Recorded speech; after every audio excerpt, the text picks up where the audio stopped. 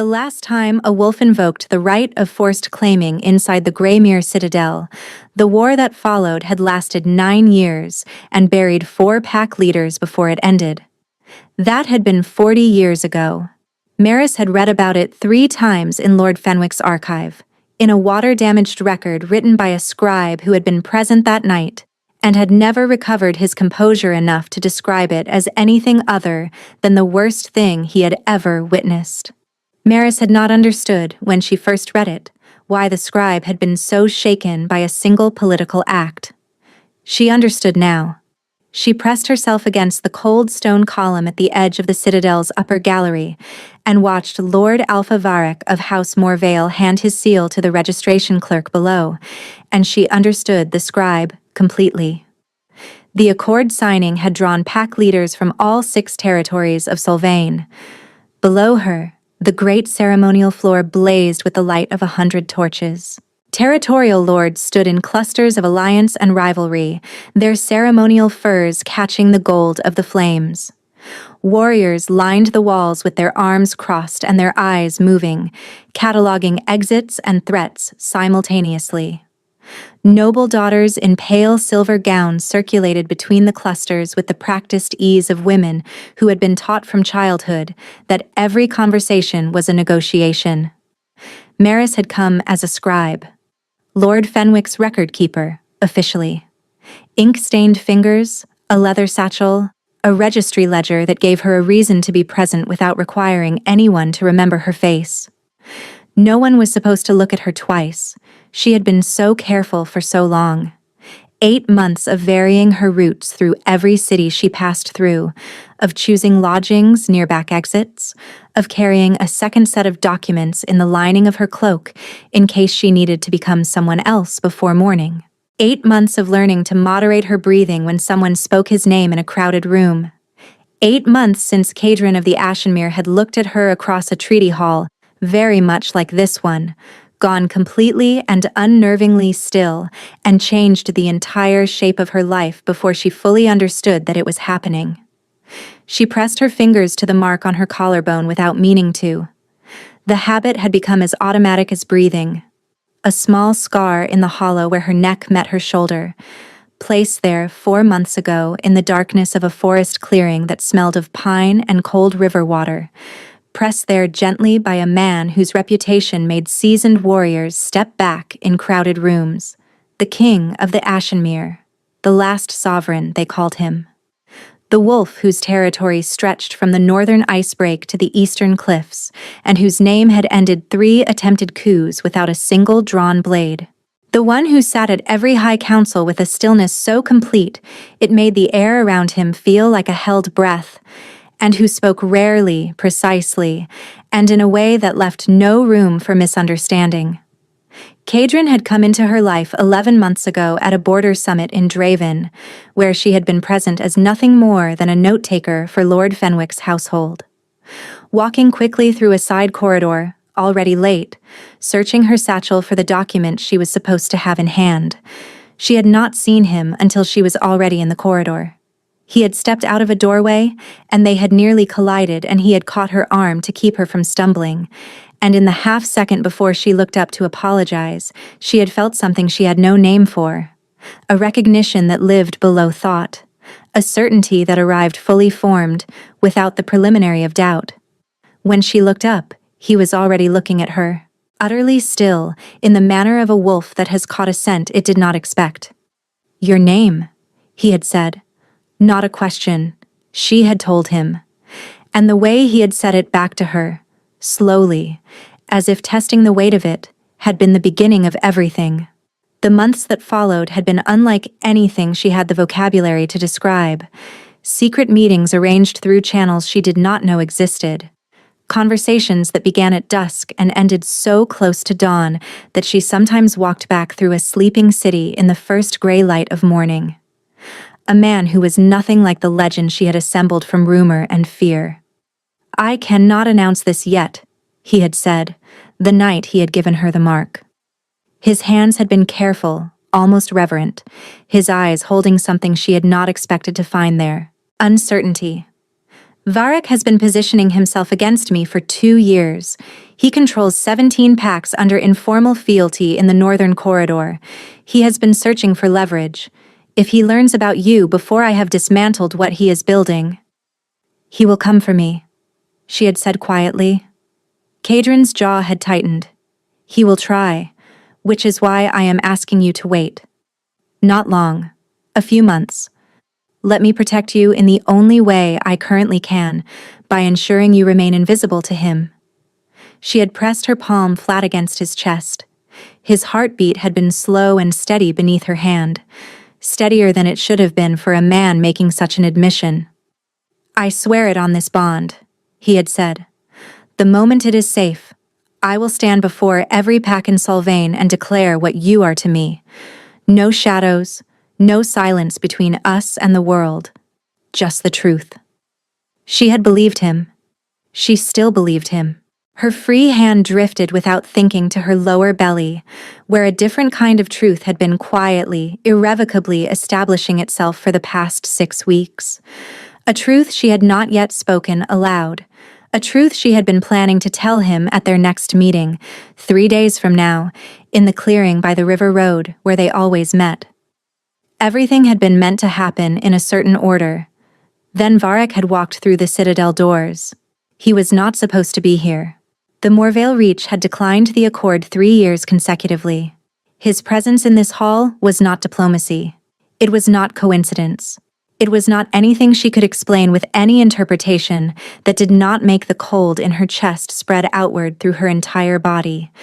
She pulled back further against the column. The shadows up here were deep enough. She was one of 12 people leaning against the upper railing. There was no reason for his eyes to climb the gallery stairs and find her specifically.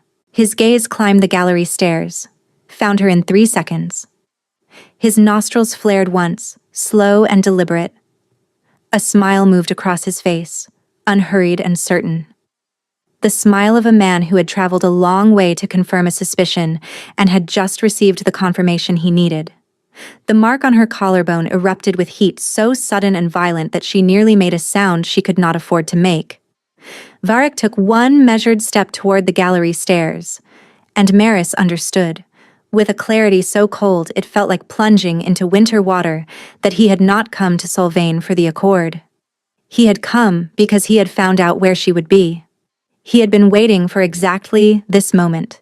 He climbed the gallery stairs without hurrying. That was the worst of it. Not the certainty in his eyes as they tracked her through the shadows. Not the 2 wolves in Morval colors who materialized from positions she had not noticed, flanking the staircase below as if placed there in advance. The worst of it was that he did not hurry. He moved like a man who had already accounted for every variable, who had run this exact sequence in his mind so many times that the real world required no urgency whatsoever. Maris did not run. Running in a hall full of wolves would only accelerate what was already coming. She pushed away from the column and moved deeper into the gallery, keeping her pace measured and purposeful. A woman walking somewhere she was supposed to be. Varric crested the landing and found her with his eyes before she had covered 10 paces. There was no blending. There was no invisible. Maris, he said. Just her name. A statement of possession so smooth and quiet it barely registered as threatening to anyone not close enough to see his expression. The other attendants in the gallery drifted away. Instinct. The deep woven instinct that recognized dominance pressure and evacuated the space around it without conscious thought. Maris stopped moving. She turned to face him. Her hands were steady. She was proud of that. I am afraid I do not know you, my lord, she said. You know who I am. His voice was even, almost pleasant. Just as I know who you are. Maris, record keeper to Lord Fenwick, previously documented under 2 other names in the river cities over the past 8 months. He tilted his head. You are very good at being unremarkable. Most wolves with nothing to hide do not need to be. I value my privacy. There is no law against it. No, he agreed. He studied her in silence, and the quality of that silence pressed against the skin. You smell of something you are working very hard to suppress. Something old and quite powerful. His gaze dropped briefly to her high collar, then rose back to her eyes. "I want to know what it is." "I am a common wolf, my lord. I carry no mark. I hold no bond." The lie fell from her lips with the smoothness of long practice. Varek looked at her for a long, quiet moment.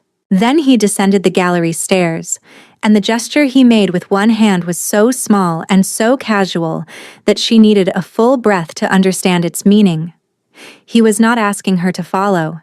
His men were going to ensure that she did. The two wolves in Morvale colors moved up the stairs. They did not touch her. They did not need to. Their presence on either side communicated everything without the evidence of physical contact. She walked. The main floor of the citadel was still full. The accord signing had not formally begun. Varek walked to the center of the floor, turned to face the assembled hall, and waited for Maris to be brought to stand before him. Every conversation stuttered and fell silent. Heads turned. The assembled wolves of 6 territories watched with the quality of recognition, the held-breath awareness of something enormous that had not yet fully announced itself. "I invoke the right of public declaration," Varek said. The silence that followed was absolute. Every wolf in Solvane knew that law. It was older than the current territorial borders, older than the accord itself. An alpha could invoke it in a gathering of witnesses to stake a claiming intention before any other party could intervene. Once spoken, the declaration created a 72-hour window during which no other claim could be lodged. It was considered, in the current era, a barbaric relic. Varek invoked it without a flicker of embarrassment. "I declare my intention to claim Maris, record-keeper to Lord Fenwick, as my bonded mate, before witnesses, before the assembled packs of Solvane." His eyes settled on her with absolute certainty. "She bears no prior mark. She holds no existing bond. My claim is uncontested." Varek lifted his hand toward her collar, and every wall she had spent months constructing came down in the same instant. Not from fear, though the fear was real and enormous and sitting directly behind her ribs. Not from desperation, though that was real too. From something older and fiercer than either. From the place inside her where the mark lived. Where the bond lived.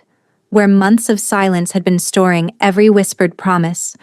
Every moment she had believed with her whole self that she was not alone in what she carried. She moved before she thought. She stepped back from his reach. She raised her hands to her collar. She pulled it aside. She turned the mark on her collarbone toward the nearest torch.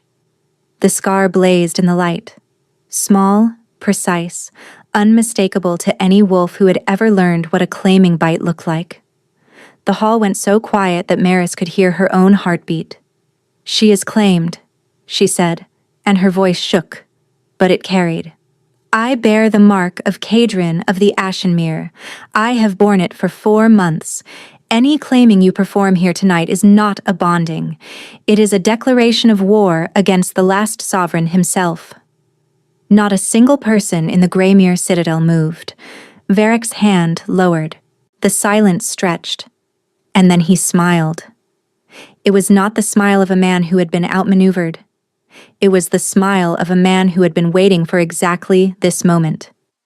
"Do you think," he said softly, so softly that only she could hear him, "that I did not already know?"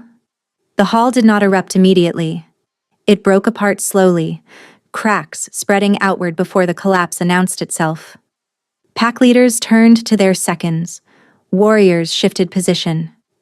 Voices rose in overlapping currents of shock, and the specific agitation that lives in a room full of wolves when something irreversible has just happened in front of them. Maris moved through it the way she had learned to move through everything in the past months. Quietly. Without appearing to flee. She walked the length of the eastern wall toward the passage that led to the residential wing. She did not run. She counted her own footsteps the way she did in the worst moments, when the counting was the only thing keeping her breathing even. She reached the passage door. She went through it. And then she ran. The residential corridors were nearly empty, nearly everyone having gone to witness the proceedings. Maris ran through them with her satchel clutched to her chest, up 2 flights of the servants' stairwell, until she reached the small, high-ceilinged room that Lord Fenwick's household had been assigned. She did not stop to light the candle. She packed by the gray light through the narrow window. A traveling pack, 3 changes of clothes, the coins sewn into the lining of her spare cloak, the herbs bundled in oilskin at the bottom of her satchel, the ones that had been managing the morning sickness that had threatened to betray her long before she was ready to acknowledge what it meant. She paused with the herb bundle in her hands. 6 weeks.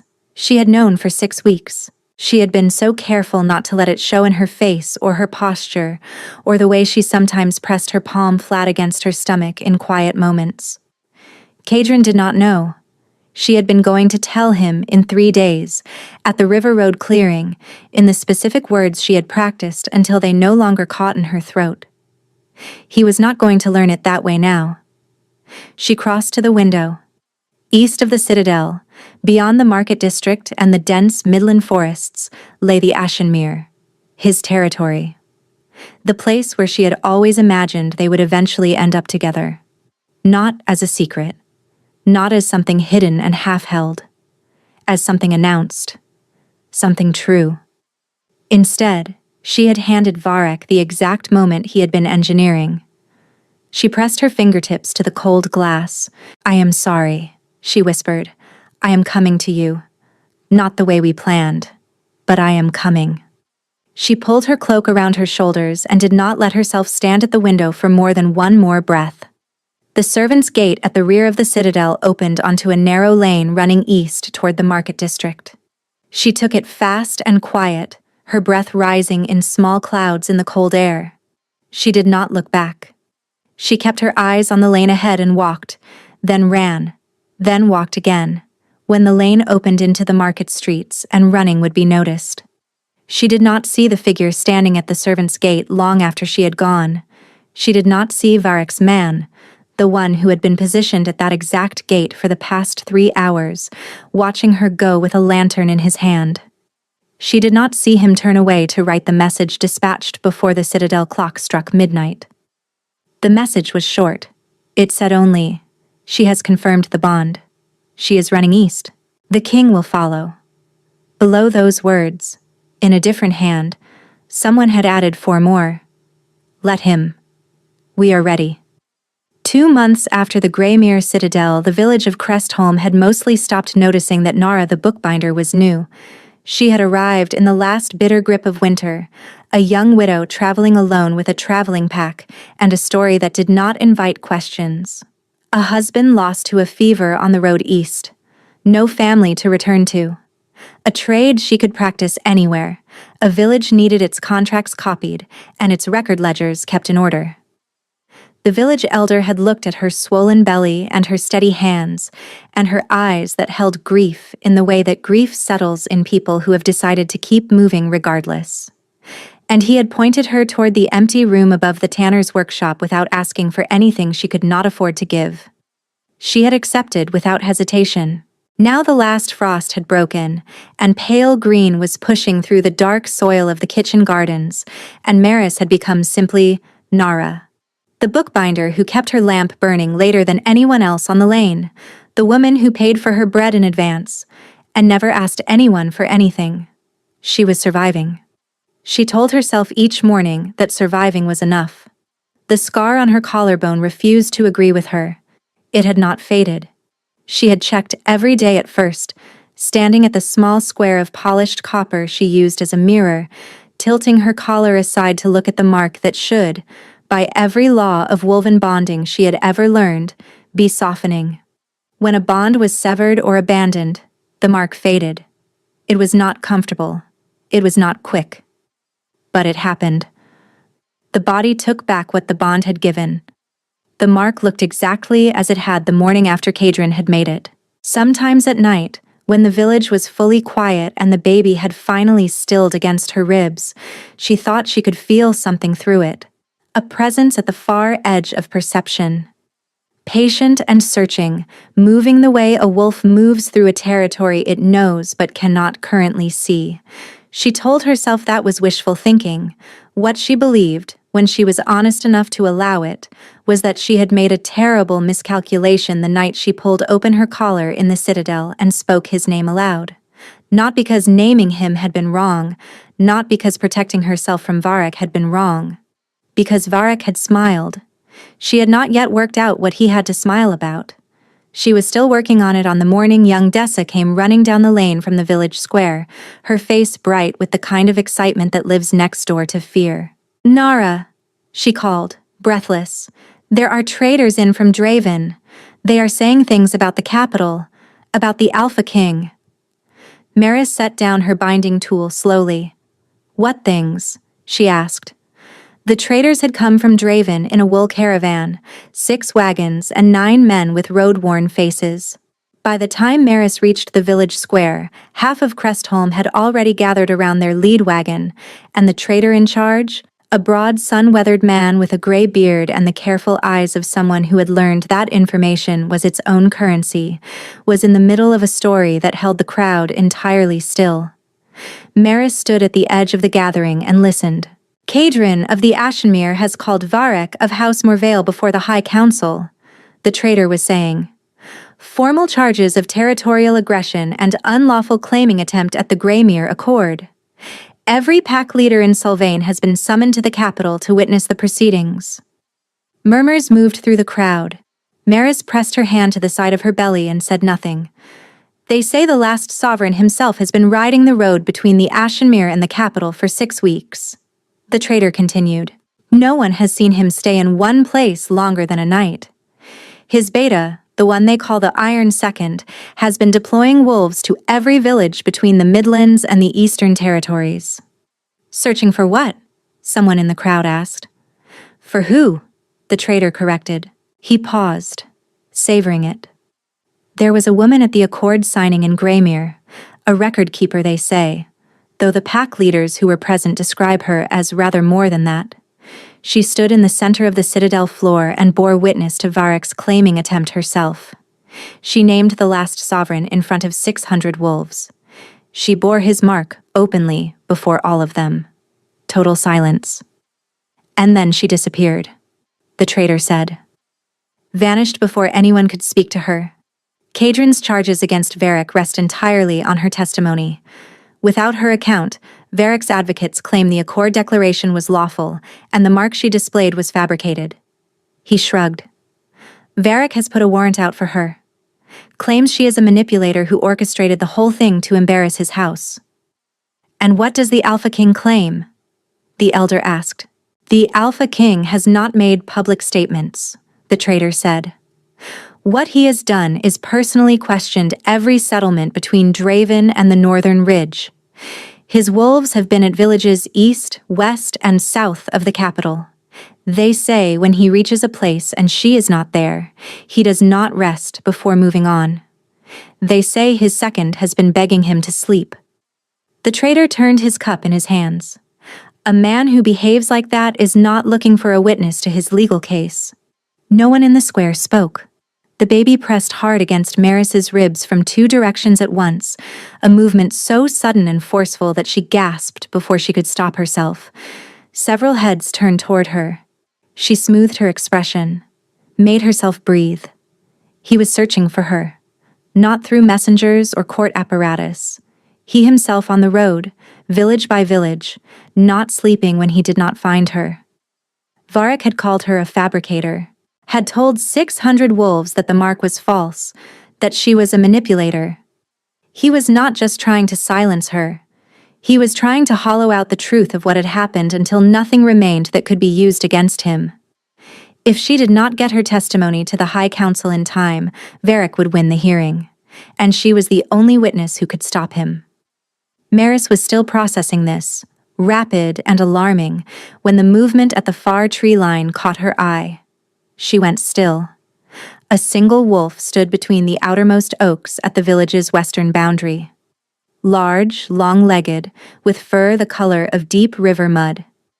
Its eyes caught the morning light with an intelligence that was not animal. As she watched, it lowered its head and looked directly at her, not at the crowd, not at the wagons, at her. The mark at her collarbone ignited. She turned away from the tree line before any expression could settle on her face and walked, measured and unhurried, back up the lane toward the workshop. She did not run until she was around the corner and out of sight. But the mark did not cool, and when she reached her door and looked back, a second wolf had joined the first, then a third. None of them wore cadron silver. She had 40 breaths, perhaps, before they moved. Maris calculated this with the cold precision of a woman who had spent months learning to think in exits and margins. The wolves were at the western tree line. The back of the tanner's workshop faced east. The lane between them and her was narrow but open, nothing to break a wolf's stride. She went inside, barred the door, and thought. Her pack was already mostly assembled. She had never fully unpacked it, not in the way a woman unpacks who believes she will stay. She pulled out the silver-edged belt knife she had purchased 3 weeks ago, the one she had told herself was for protection against the forest, the one she had known, if she was honest, was for this exact moment. She moved to the back window. The second wolf had already circled. It stood in the narrow alley behind the workshop, 30 feet away, watching the back of the building with the focused patience of a wolf that had been given a specific task and intended to complete it. She counted the ones she could see. 3 at the western tree line. 1 in the back alley. There would be more she could not see. Varek's hunters did not come in small numbers. The scar at her collarbone burned with an intensity that was almost beyond bearing. He was close. Not the hunters. Not Varek. She would not feel Varek's proximity through that mark. She would not feel anything through it except one specific person. And the fire it was producing right now told her that person was somewhere nearby and closing distance fast. She could not let him walk into whatever Varek had set without warning. The front door shuddered under a heavy blow. Not a knock. A strike. The kind made by a wolf who had given up pretending. Nara. A male voice, flat and professional. Open the door. You will not be harmed. She laughed once, short and silent.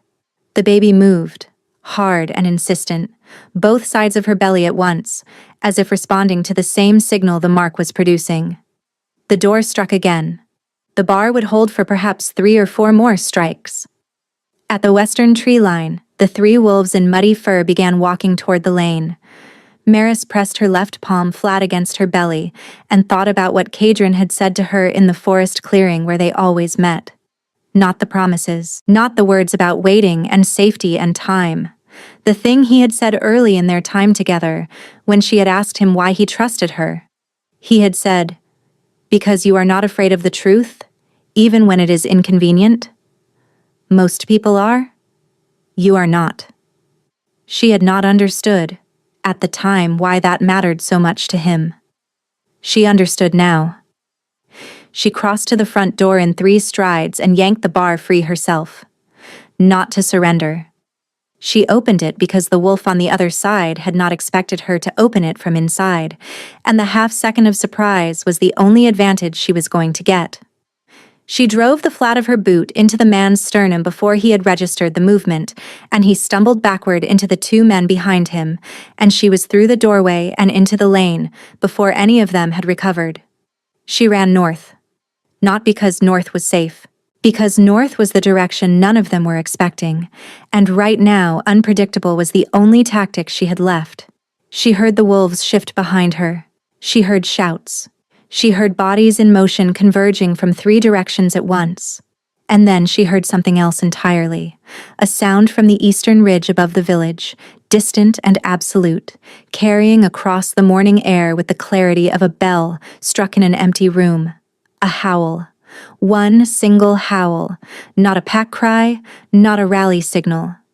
Something older and more personal than either. The howl of a wolf that had been searching for a very long time and had just found what it was looking for. The hunters stopped. Every wolf in Varek's party froze in the lane around Maris, their heads turning east in the involuntary, instinctive response of wolves who had just heard something their training had not prepared them for. Maris did not stop running, but she stopped being afraid, because she knew that howl, She had heard it once before, in a forest clearing near the river road, when Kadrin had shifted for the first time to show her his wolf, and the sound that came out of him afterward had dropped every bird from the surrounding trees into absolute silence. He was not close. He was here. The eastern ridge erupted. He came over the ridge in wolf form, and the sight of him stopped every thought in Maris's head completely. She had seen his wolf once before. In a private clearing, on a night chosen carefully, when he had asked her with unusual formality if she was ready and then shifted slowly, giving her time to adjust. Even then, knowing what was coming, the reality of him had needed a moment to absorb. There was no adjustment now. Kadrin came over the eastern ridge at full speed, and the wolf that he was in that form was nothing like the careful, controlled version he had shown her. He was vast. Dark as scorched timber, with eyes blazing a deep molten gold, and he crossed the distance between the ridge and the village lane in a span of time that defied measurement. Varek's hunters scattered, not strategically. They broke the way prey breaks, individual wolves peeling off in separate directions as the oldest part of their instinct overrode every order Varek had ever given them. 3 made it to the western tree line before Kadrin reached the lane. 2 more followed. The one who had struck her door stood his ground for exactly 3 seconds, and then something in his face changed, and he ran north without looking back. Maris stood in the empty lane and watched Kadrin slow to a stop 10 feet in front of her. He stood very still, his sides heaving from the run, his golden eyes fixed on her with an intensity that made the mark at her collarbone flare so fiercely she pressed her hand to it on instinct. He looked at her hand. He looked at where it was pressed. He shifted. The change was faster than anything she had ever seen, fluid and absolute. And then he was standing in the lane in human form, close enough to touch, after 2 months of distance and silence and terrible imagining. He looked worse than she had expected. The shadows beneath his eyes had the depth of someone who had not slept meaningfully in weeks. His jaw was sharp with the gauntness that came from not eating regularly. His hair was longer than she remembered, and there was dried mud on his left arm from the ridge, and he was looking at her with the same searching quality she had brought to her copper mirror every morning in Crest Home. Neither of them spoke for a long moment. "You ran west," he said. His voice was rough, worn down by overuse. "I had every road east covered within a day of the Citadel. You went northwest instead. I knew you would cover the east. I also knew Varek would know you would cover the east."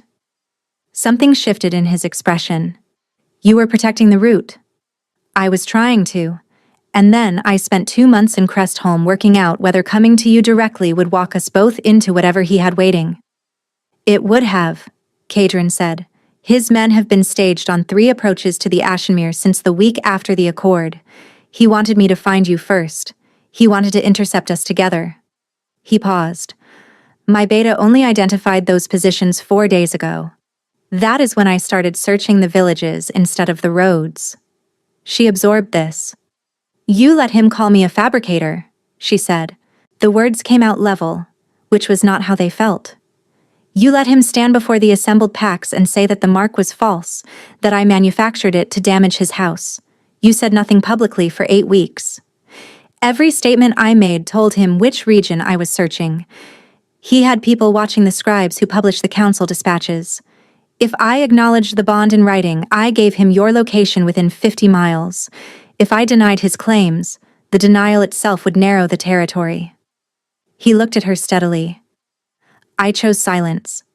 I hated choosing silence, but you were alive and uncaptured, and I was not willing to trade that for the satisfaction of correcting him publicly." "His silence cost me nothing," she said. "Yours cost me everything." Kadrin went very still. "He told 600 wolves that I lied," she continued. And now the steadiness was harder to hold, and she let it be harder, because she had carried this for 2 months, and she was done carrying it alone. "He told them I was a manipulator. He filed legal papers with the High Council. While you chose silence to protect my location, he was building a structure around your silence that he intended to use to destroy us both." "I know," Kadrin said quietly. "My beta has been dismantling the legal filings for 3 weeks." He took one step toward her. "Maris, I chose the wrong tactic, and I am telling you that plainly. But I need you to know that silence was never indifference." She looked at him for a long time. The mark burned between them, steady and insistent, as it had burned every night of the past 2 months. Her free hand moved, the way it had been moving involuntarily for weeks, to the curve of her belly. Kadrin's gaze dropped. The stillness that came over him was the specific, total stillness she had first seen across a treaty hall 11 months ago, when she had not yet understood what it meant. She understood it now. It was not absence. It was the opposite. A man absorbing something too large for any ordinary reaction. His eyes rose to her face. He said her name once, very quietly, as a question with no words attached to it. "6 weeks before the Citadel," she said. "I was going to tell you at the River Road clearing, 3 days after the accord." He crossed the distance between them and stopped just short of touching her, his hands hovering with the careful restraint of a man afraid of his own urgency. "The movements," he said. "Can I feel them?" She took his hand and placed it against her belly. He stilled entirely. From 2 distinct places, the baby moved. Kadrin's breath left him in a long, unsteady exhale, his palm pressed flat against her, as if he could feel more through the fabric and the weeks, and all the things they had not been able to say. "2," he said. "The midwife in Crestholm thought so. I have thought so for a month." He made a sound that was not any word, and then he straightened and looked at her with his jaw tight, and his eyes bright with something that had no name in the formal language he usually inhabited.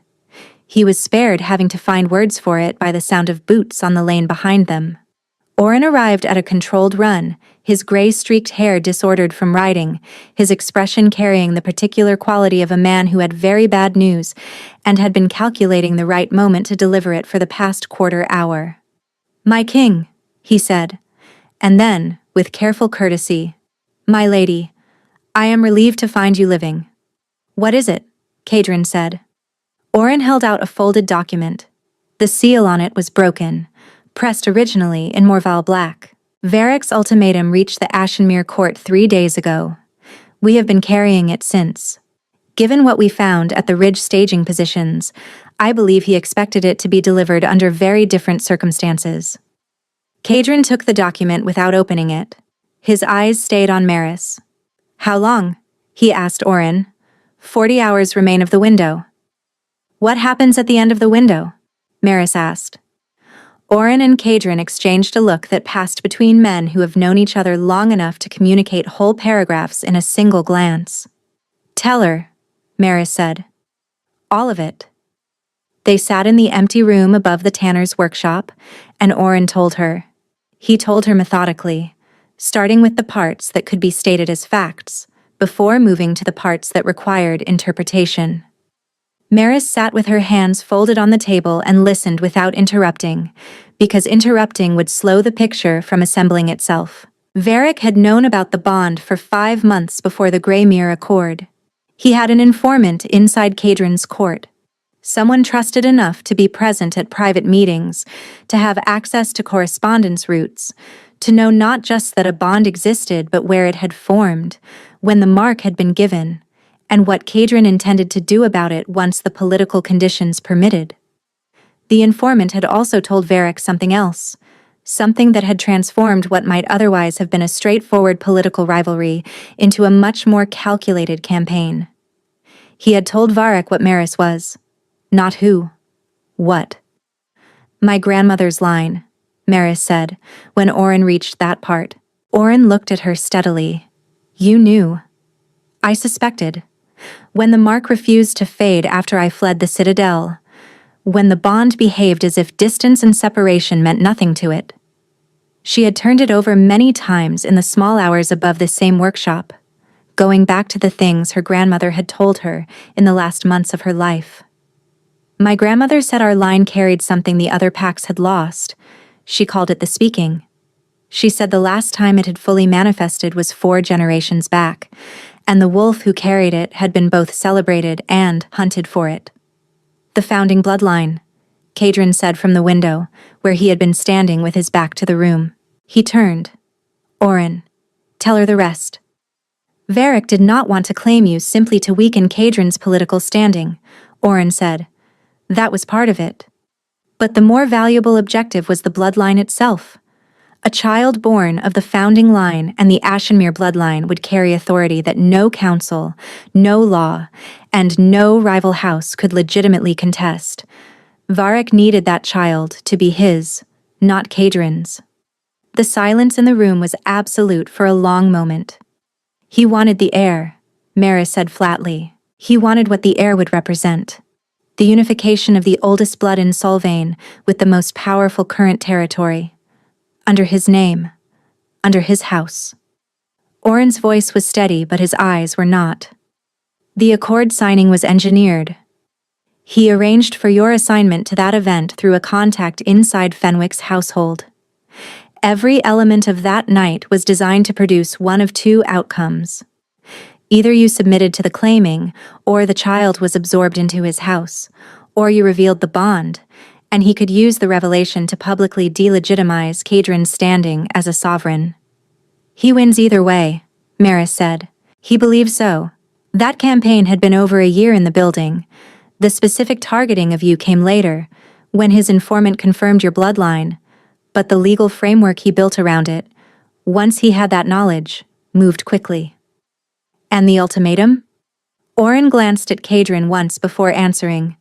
Varric has filed dissolution papers under the Covenant of Severed Bonds, an ancient provision that allows the High Council to formally dissolve a claiming bond if it is deemed to have been made under false or coerced circumstances. He is arguing that Kadrin's bond with you was formed through manipulation of a common blood wolf, which under the old law constitutes coercion. Oren laid a second document on the table. If Kadrin does not respond formally within 40 hours, the High Council is obligated to rule in the absence of a defense. The dissolution would be automatic. Maris looked at the document, then at Kadrin. He would lose the bond legally, even if the bond itself remained. It would strip the recognition from it, Kadrin said. Any children born of it would be classified as unbonded, outside my line of succession, unprotected by the laws of the Ashenmere. She looked at her own hands on the table for a moment. What is the leverage? She asked. You said he has hostages. Oren's expression changed. Pella, a senior court attendant at the Ashenmere who helped arrange your private visits to the king, and who kept that knowledge to herself when questioned. Varric's people took her 3 weeks ago. She is being held near the capital, along with 2 of my king's own messengers who were intercepted on the road. Maris knew the name like a handprint on her chest. Pella, who was older than anyone in the Ashenmere court and more perceptive than most of them, who had once brought her a warm meal without being asked, and said nothing about why. He wants Kadrin to choose between defending the bond and pursuing justice for what happened at the Greymere Citadel, Maris said. Yes. She looked at Kadrin. He was watching her with the quality of attention she had come to know well, the way he looked when he had already formed a view, but was genuinely interested in hers. He cannot do both within 40 hours, she said. Not from here. The legal process is too slow. No, Kadrin agreed. But I can. I am the witness to both. The only one who can address the dissolution claim and the criminal charge simultaneously. She heard the steadiness in her own voice and was faintly surprised by it. I have to go to the High Council myself, in person, before the 40 hours are finished. Kadrin was quiet for a long moment. Varric will expect me to bring you, he said finally. Then you are not going to bring me, Maris said. I am going to bring myself. The argument lasted until well past midnight. Kadrin was not a man who argued carelessly. He built his objections methodically and without wasted material, and each one he placed before her was genuinely sound. The roads to the capital were watched. Varric's people controlled 3 of the 4 main routes, Going in openly invited ambush. Going in secretly required time they did not have. Maris listened to every objection and then said, "He is expecting you, not me. There is a difference. He will have you watched regardless." "Yes, but he will position his forces to intercept you, which means they will be in the wrong places when I arrive." She spread the roadmap Oren had produced across the table. "The southern route through Ashven adds half a day to the journey, and he does not believe I know it exists." Oren coughed quietly. "She is correct about the Ashven route, my king." Kadrin looked at his beta with an expression that could most precisely be described as restrained.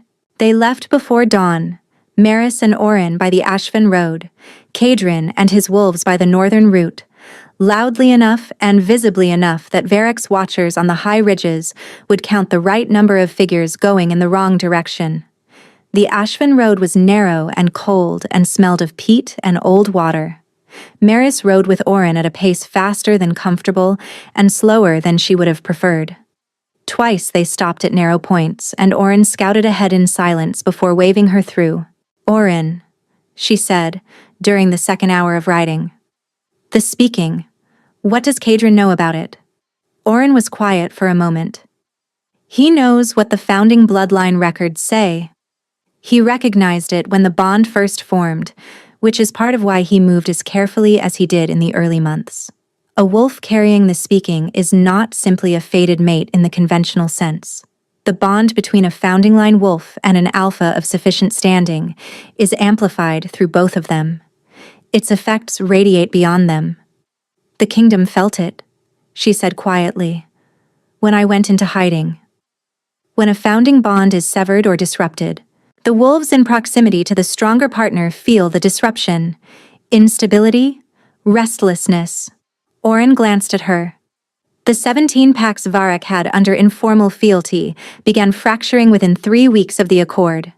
Several pack leaders withdrew their support without being able to explain exactly why. It is why he accelerated his timeline. He did not have as long as he planned. She had done that, not deliberately, not as a weapon. Simply by existing at the center of a bond she had not fully understood, and then being torn away from it. The capital appeared on the horizon as the sun reached its midpoint, pale stone towers above the darker mass of the city. Above the council district, the High Council's banner flew alongside Varek's Morvale serpent, and the sight of that serpent rippling above the legal seat of the entire realm made something in Maris's chest go very tight. Oren reined in at the last ridge above the valley road. Below, moving with controlled urgency through the capital gates, were the shapes of Varek's forces, more than she had estimated. "He moved his entire deployment here," Oren said. "Every man he staged on the roads to the Ashenmere." "He got word that Kadrin is taking the northern route," Maris said. She looked at the chamber of assembled packs, the largest building in the council district, its broad stone steps empty at this hour but its doors open. "The 40-hour window closes at midday tomorrow," she said. "I need to be inside before nightfall." She looked at Oren. "Can you get me to the servants' entrance on the eastern side without going through the main gate?" Oren studied her for a moment with the expression of a man recalibrating. "I can," he said. "Then let us not waste the light." The chamber of assembled packs smelled of old stone and lamp oil and the quiet weight of many consequential decisions made across many generations. Maris had been inside it exactly once before, as a girl accompanying Lord Fenwick on administrative business, standing in the back of the public gallery while adults spoke about things she had not yet had the framework to understand. She remembered thinking the room was too large for any single voice to fill it.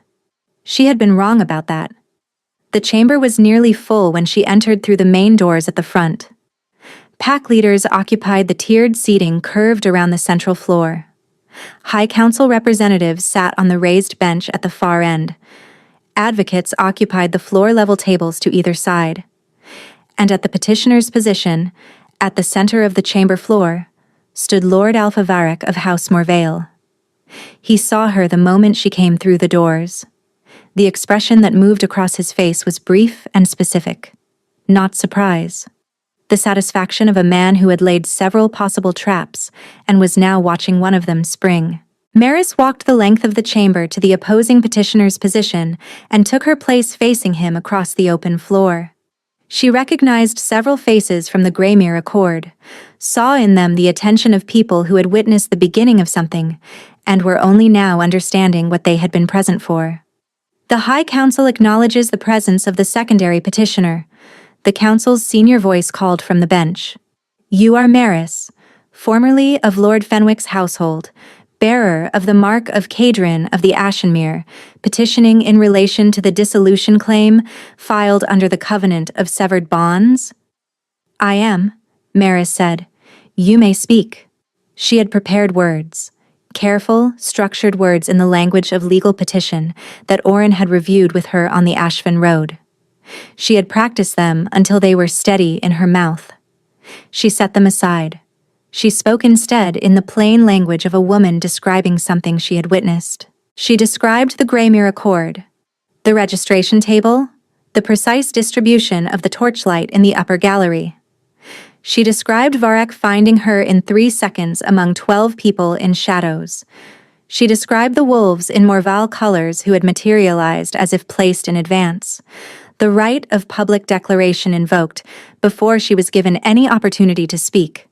The way Varek's hand had moved toward her collar with the certainty of a man who had rehearsed this moment many times. He was not surprised, she said clearly. He was not startled or calculating how to respond. He was waiting. The entire event, from the moment he entered the citadel to the moment he invoked the declaration, was not opportunism. It was execution. Varek's advocate rose. The petitioner has no documentary evidence to support this characterization. Her account of his expression is opinion, not fact, and should be struck from the record. The testimony continues, the senior voice said. He smiled, Maris said, looking directly at the council bench. When I showed the mark, when I spoke Cadrin's name, Varek smiled. Not because I had surprised him, because I had done exactly what he needed me to do. I had either submitted or given him the air he wanted, or I had revealed the bond and handed him the political weapon he had been building toward for over a year. The chamber had gone very quiet. He told me himself, she said. When every other wolf in that hall was still absorbing the shock, he leaned toward me and said 4 words. He said, "Did you think I did not already know?" She let that settle. He has filed a dissolution claim arguing this bond was coerced, she continued. He has called me a manipulator and the mark fabricated. I am asking this council to understand what that argument actually is. It is not a legal position. It is the completion of the same strategy. If he can dissolve the bond on paper before Cadrin can formally respond, the children I carry lose their standing. The criminal charges against his house are weakened, and Varek wins the thing he has been engineering since before anyone in this room knew my name. Movement at the side of the chamber. Varek's men brought Pella through a door that should not have opened from the inside without council authorization. The old woman walked with her chin up and her hands bound in front of her, and the blade at her side was angled precisely enough that the entire chamber could see it and understand its meaning. Varek spoke for the first time. The witness has made a compelling personal account, he said. His voice was the same voice it had been in the Greymere gallery, even, almost kind. I would ask her to stop speaking now. I would ask it as a courtesy, because I have no wish to involve this elderly woman in what is, ultimately, a legal disagreement between the relevant parties. The blade shifted slightly at Pella's side. Maris looked at Pella. Pella looked back at her across the chamber floor with the expression of someone who had already, privately, made peace with whatever came next. Say it, Pella said quietly. All of it. Whatever you came here to say. Maris turned back to the High Council bench. She took 1 step forward, and the speaking woke up. She had not known exactly what it would feel like when it happened. She had expected something like pain, the effortful quality of pulling something into the world that did not want to come easily. Her grandmother had spoken of it in those terms as a difficult thing, a thing that cost. It did not feel that way. It felt like releasing something that had been pressing against the inside of her chest for 11 months, looking for the door. The light that rose from her collarbone was not golden like the torches. It was the colorless brilliance of the moment just before full dawn, when the sky is entirely light, but the sun has not yet committed to a direction. It spread outward from the mark, and it did not stop at her skin. Every wolf in the chamber of assembled packs went absolutely still. Not still the way wolves go still when a dominant alpha enters a room. Still in the manner of wolves when something ancient addresses the part of them that lives below language and instinct both, the part that does not have a name in any tongue, but that every wolf carries regardless. Varric's advocate sat down without meaning to. The senior voice on the high council bench made a small sound and did not finish it. And then the speaking did what it had always been designed to do. It did not alter memory. It did not manufacture anything. It simply made the truth available to feel, the way a lamp makes a room available to see, without changing what was in the room. Every wolf in the chamber felt the gray mirror accord. It came not as an account or legal framing. They felt the weight of the upper gallery railing under cold hands. They felt the quality of the torchlight and the pressure of the crowd below, and the specific texture of fear that lives in the chest of a woman who has been careful for months and has just watched that careful begin to unravel. They felt the moment Varric's eyes found her in 3 seconds in poor light and what that precision meant. They felt his hand rising toward her collar and the ancient, unambiguous wrongness of it. And they felt the moment she had made her choice. Not fear, not desperation. Something older than either. The sound that moved through the chamber was not a word. It was the collective exhale of 200 wolves, experiencing simultaneously a truth they had been given only as argument and now held as direct knowledge. Varric's men at Pella's side took 3 steps backward without coordinating it. Pella straightened her back. On the tiered seating, pack leaders looked at each other with expressions ranging from stunned to something close to grief. The grief of people who had allowed a plausible story to stand in the place of a true one. Varric's face had changed. He had not collapsed. He was not a man who collapsed. But the certainty was gone, and what was underneath it was harder and far less controlled. Founding blood, he said. Not to the council, to himself, or to the air between them, with the flat effect of a man crossing off a variable he had underweighted. He looked at Maris with an expression that was almost respect in its precision. I knew the bloodline was dormant. I did not calculate it activating. No, she said. You planned for the woman you thought I was, not the one I actually am. The blade appeared in his hand so quickly that the chamber barely processed the movement. Not toward Maris, toward the dissolution papers on the council table. If the papers were destroyed before the council could rule, the legal proceedings reset, and he bought himself time that was worth more right now than anything else available to him. He crossed half the chamber floor before the doors at the far end opened. Kadrin of the Ashenmere walked in. Not in wolf form, not at a run, not with his wolves at his back. He came through those doors the way he had once stepped out of a corridor doorway in Draven, and stopped Maris's entire forward motion with the simple fact of his presence. He walked through Varric's assembled men, and they moved out of his path, one after another. Not because they had been given an order, and not because of what he might do to them if they did not. Because of what he simply was. There was a reason they called him the last sovereign. There was a reason his name alone had ended 3 coups without drawing a blade. It was not the territory or the army or the legal authority vested in his title. It was this. The thing that filled a room when he entered it. The thing that was not performed, was not constructed, was simply the unmediated reality of what he had been since the moment he was born into the oldest functioning pack line in Sylvain. He crossed the chamber floor and stopped at Maris's side. He looked at Varric across the open space between them. Put it down, he said. His voice did not require volume. Varric looked at the blade in his hand, looked at Kadrin, looked at the chamber, where 200 wolves were watching him with the clarity of people who had just felt the unmediated truth of a thing and were now watching him decide what to do about it. He made the calculation that his kind of man always made in the end, the one that measured what was possible against what was not, stripped of the plan, and stripped of the long game and the staged positions and the careful engineering. Just the room and the math. He set the blade on the floor. He straightened.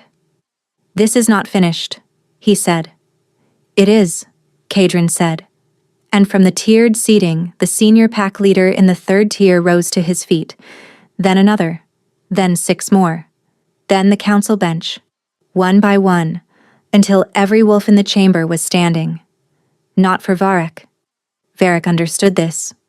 His face told her he understood it precisely. He stood in the center of the chamber of assembled packs, while the oldest law of wolves played itself out around him. The law that did not live in any document, but that every wolf carried in the oldest part of themselves, and the part the speaking had just addressed directly. The law that said, when a truth has been felt, it cannot be legally argued away. Varek's men collected him from either side. He did not struggle. The High Council's security moved to secure his people, and Pela's guard simply stepped away from her and joined the movement toward the exits without being escorted. Pela walked across the chamber floor with her bound hands in front of her, and Maris met her halfway and cut the rope with the silver knife that had been in her cloak since Crestholm. Pela looked at her with the expression of someone who had known this was coming and had simply waited for it with patience. "You took long enough," Pela said. Maris laughed, short and raw and real, the first laugh she had produced in 2 months that was not for anyone else's benefit.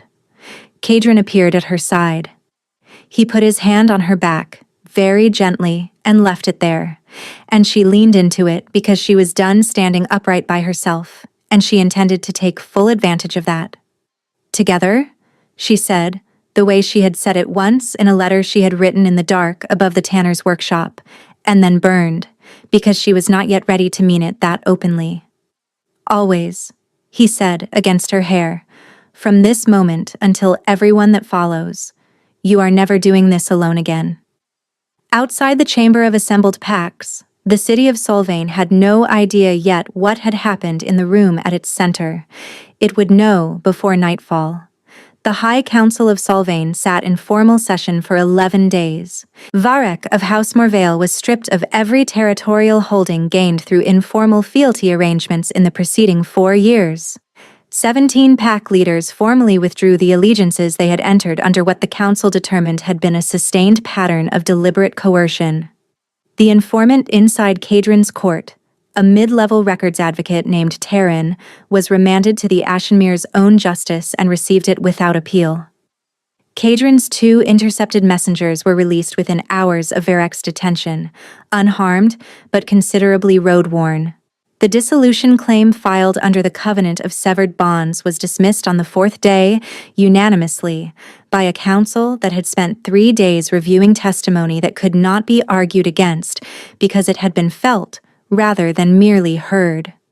The covenant itself was suspended pending full review, having been identified as a provision that no legitimate bonded pair had ever needed protection from. Sereth of House Morvale, Varek's daughter, who had been present at none of the events described and who had filed a formal statement with the council within 6 hours of her father's detention, distancing herself from his actions with a specificity that suggested she had been waiting for the opportunity for some time, was permitted to retain the family seat in the northern corridor.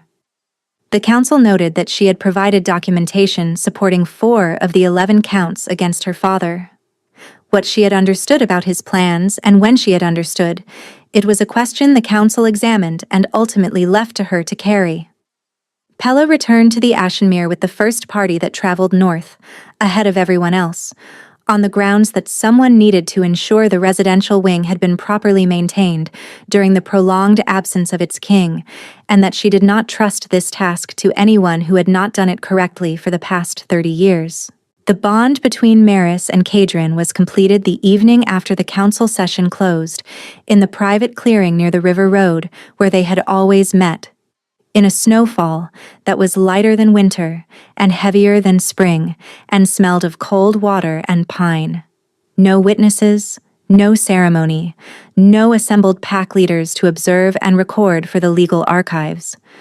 Just the two of them, in the dark, in the place that had been theirs before anything else was. She pressed her palm flat against his chest, the way she had in every clearing and corridor, and whispered meeting of the past year. And she felt his heartbeat, and she said his name, and the bond that had been partial and burning and aching since the night he had first marked her completed itself in the way that only a founding line bond could. Not through the exchange of wounds, but through the exchange of intent. Two people facing each other with everything known and nothing hidden and choosing, in full knowledge of both, to be precisely this. The speaking rose from her, quiet and warm in the winter air. And Kadrin, who had been stillness in the face of coups and dissolution claims and the weight of an entire kingdom's instability, came completely undone for a long moment in the dark of a river road clearing with snow falling on both of them, and she held him through it, and was held in return, and the mark on her collarbone stopped burning for the first time since the night it was made. It did not go cold. It settled. The way a fire settles when the room is finally warm enough. Their children were born in late spring, when the river road clearing was green and the light came in at the low slant of early evening gold. A boy, first. Dark-haired, with his father's quality of stillness even in his first hours, and eyes that Pella declared from the doorway were going to be gold once they settled on a color. A girl, 12 minutes later, who arrived with a brightness about her that had no specific feature to attach it to, and who pressed her tiny palm flat against Maris's collarbone at the mark, with the unhesitating accuracy of a child who had already known exactly where that mark was for a very long time. Kadrin sat at the edge of the bed with both of them against his chest and said nothing for a long while. There was nothing in his expression that required words. There was nothing in the room that required anything except the long exhale of something that had been held tight for a year, finally releasing into a shape that was not pain. Outside the window, the wolves of the Ashenmere were not howling. They were simply present. The way the pack is always present at the edges of an alpha's hearing. A warmth in the periphery. A knowledge that the territory was whole, and the bond at its center was sealed, and the thing that had been wrong for a long time was no longer wrong. Maris looked at the ceiling for a while, then at the window, then at Kadrin's face above the two small heads resting against him. "They are going to be extraordinary," she said. "They already are," he said. "Their mother saw to that before they were born." She reached up and covered his hand where it rested against the girl's back. In the weeks that followed, the Ashenmere settled into a peace that the wolves who lived there described, when they tried to describe it at all, as a return to something rather than an arrival at something new. The instability of the preceding months lifted in the gradual, undramatic way that weather lifts, when the season genuinely changes rather than merely threatens to. Sylvain began to understand what it had in its center. Not just an Alpha King and his bond, not just a political resolution to a year of carefully engineered crisis, something older and quieter than either, something the speaking had briefly made visible in the chamber of assembled packs, and that had not stopped being true when the light faded. A line continuing, a bond that had fought through engineering and silence and exile and legal dissolution and the deliberate dismantling of truth to find itself whole.